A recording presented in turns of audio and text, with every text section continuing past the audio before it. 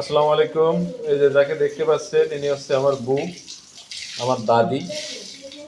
আর আমার বউ হচ্ছে আজ অনেক দিন হয়েছে সে অসুস্থ আছে। আপনারা সকলে দোয়া করবেন আল্লাহ পাক যেন তাকে সুস্থতা দান করে এবং এবং তার রোগ মুক্তি থেকে যেন আল্লাহ মানে সেবা দান করেন। ও কিরাম আছো তুমি?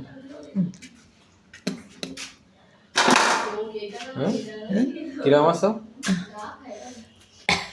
ওই আছে শরীর ভালো না তো।